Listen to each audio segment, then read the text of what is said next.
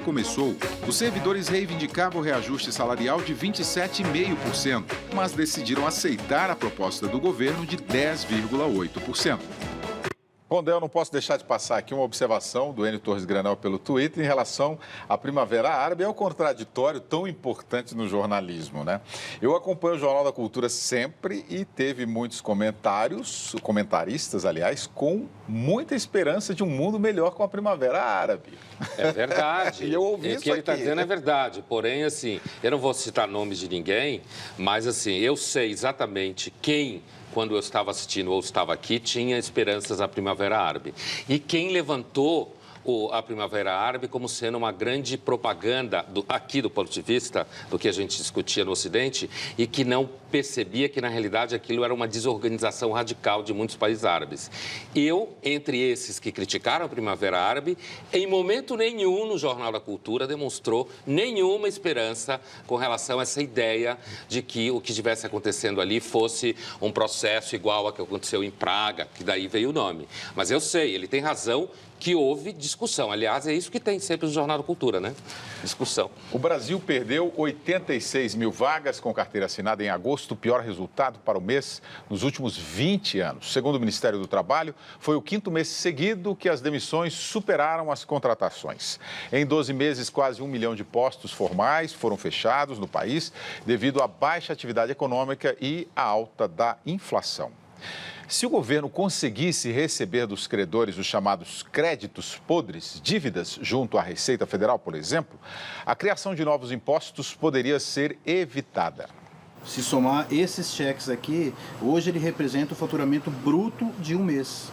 O jeito para continuar recebendo cheques dos clientes e evitar a falta de saldo foi ser mais criterioso na aprovação dos cadastros. A consulta de cheques, né? E uma pesquisa antes de estar vendendo, tentando tirar alguma coisa, como é que está a situação financeira do cliente, tentar tirar o máximo de informação possível na hora de efetuar a venda. Agora, imagine um negócio onde 8 em cada 10 cheques são devolvidos.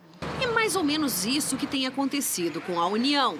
O governo federal tem a receber 1,5 trilhão de reais em 2015 em impostos e multas aplicadas por órgãos de fiscalização como o IBAMA que não foram pagos. Mas a própria União admite 80% desse valor são créditos podres, de difícil recuperação. Quase 90% da dívida ativa da União são valores devidos à Receita Federal e à Previdência, referentes, por exemplo, a imposto de renda, pessoa física e jurídica e multas trabalhistas previdenciárias e aplicadas por órgãos do governo, como a Anatel. O valor total da dívida é 50 vezes maior do que os 30 bilhões e meio de reais que o governo precisa arrecadar para fechar as contas de 2016. Se o governo recuperasse 3% da dívida, já teria o equivalente ao que pretende arrecadar com a CPPrev, como é chamada a nova CPMF. Mas no ano passado, a União recuperou apenas 1% da dívida. O governo é incompetente para cobrar. Tem que aparelhar melhor a Procuradoria-Geral da Fazenda Nacional para que eles possam efetivamente fazer essa cobrança. Sem receber dos credores, resta ao governo criar novos impostos ou aumentar o valor dos que já existem, penalizando os bons pagadores. É como se o Hélio aumentasse o preço das mercadorias para compensar os calotes. Certamente eu ia perder os clientes. Mulaé, esse é o assunto que você começou a comentar no bloco anterior. Esse negócio de voltar a CPMF me parece assim um absurdo completo, porque não tem imposto mais complexo que atrapalha a conta de todo mundo, porque com a CPMF ninguém sabe qual é o saldo na conta do banco, que a primeira base para você se organizar é saber quanto você tem na conta do banco no dia a dia. Se eles vão lançando CPMF, vai desorganizando tudo, você não consegue mais fazer a conta. Então, é um imposto superado, anacrônico, injusto e que aparece, de repente, com uma solução genial, né, para resolver o problema do excesso de gasto do governo. Nós estamos numa situação em que eu acho que a população está sofrendo muito com a crise. Você vê que nós estamos com perda de emprego, o pessoal está podendo comprar menos. Então, eu acho que a gente tem que sempre pensar, diante do quadro, numa solução justa. Não me parece justo aumentar imposto nesse momento. Por outro lado, o Estado, a máquina, tem muita dificuldade em enxugar, em cortar um pedacinho que seja da sua despesa. Então, nós temos que pensar, assim, no curto e médio prazo, num plano de racionalidade para a administração pública. Porque senão nós vamos ter esse problema perpétuo. Até porque o imposto é como o dólar, né? Cada vez que sobe, depois não desce mais. A Justiça brasileira determinou o bloqueio de 188 milhões de reais do jogador Neymar por suspeita de sonegação de impostos. Neymar e a família são investigados por fraude e simulação de operações financeiras para enganar o fisco.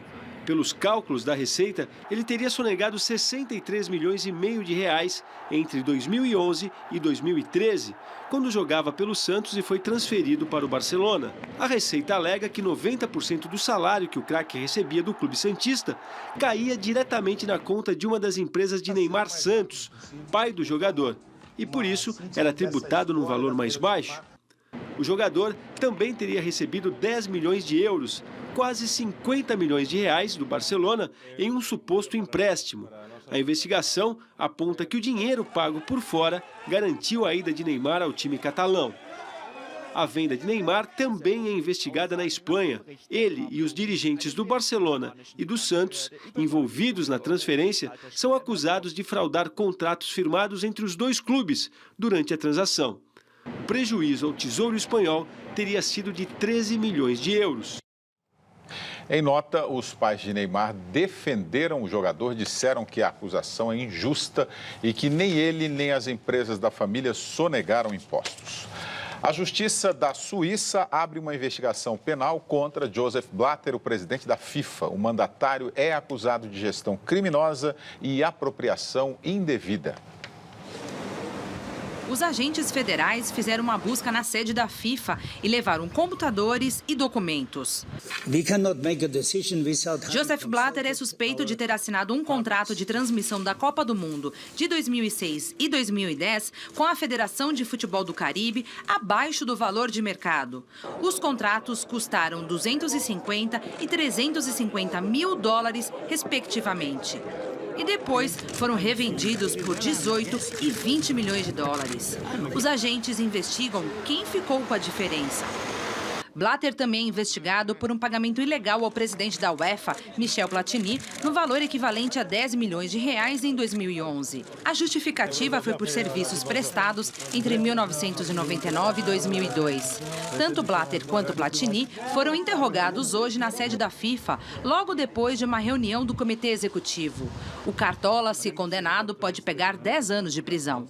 Ao todo, 15 dirigentes da FIFA, incluindo o secretário-geral Jérôme Valk, são investigados por fraude, extorsão, lavagem de dinheiro e pagamento de propina. 7 estão presos, entre eles o ex-presidente da CBF, José Maria Marim. Olha aí, mulher, a corrupção faz parte do ser humano, mulher. Lamentável, né, William? Agora, você veja, no dia 12 de setembro, um jornal alemão mostrou esse contrato relativo aos direitos de televisão. Hoje nós estamos no dia 25, os dois já foram ouvidos pela polícia, quer dizer, a justiça lá está funcionando igualzinho a Lava Jato, que nem precisou do nosso juiz. E agora, também lá tem coisas curiosas, né? Aparentemente, o Michel Platini seria o candidato de oposição contra o Blatter, né? E, de repente, aparece um pagamento de 2 milhões por serviços antigos, parece totalmente injustificado. Então, já não se sabe se o fato dele ter virado oposição levou o Blatter a denunciá-lo ou se realmente tudo isso é uma grande armação para que continuasse o mesmo esquema. Mas, de todo jeito, O que se vê é uma vergonha. Aqui no Brasil diziam, não, a CBF é um organismo privado, a justiça não tem nada com isso. Não é bem assim, na Suíça também, quer dizer, a FIFA é um organismo internacional particular, eles estão sendo processados lá por apropriação indébita, por abuso de gestão e uma série de fatores. E é inacreditável que o vice-presidente, então, a principal acusação contra ele no momento é de que teve um sobrepreço enorme na venda dos ingressos para a Copa aqui no Brasil. Então, é extraordinário e é muito bom que a Justiça Suíça esteja atuando, como é muito bom que a nossa esteja atuando. Em instantes, as fotos que despertaram a atenção do mundo para a crise dos refugiados.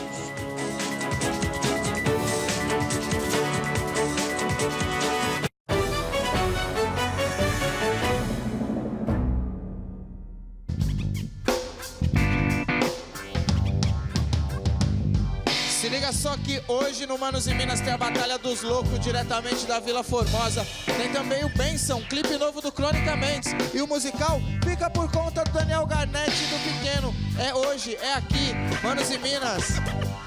Sabe o que este cartão garante para quem mais precisa? Acertou quem respondeu oportunidade.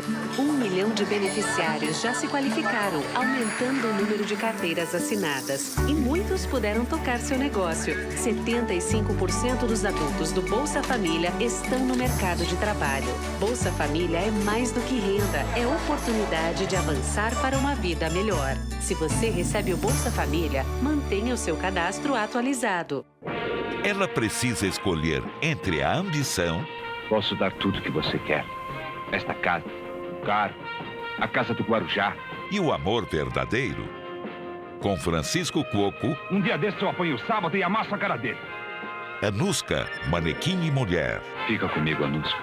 Fica com quem manda no mundo. Sábado, meia-noite, no Cine Brasil.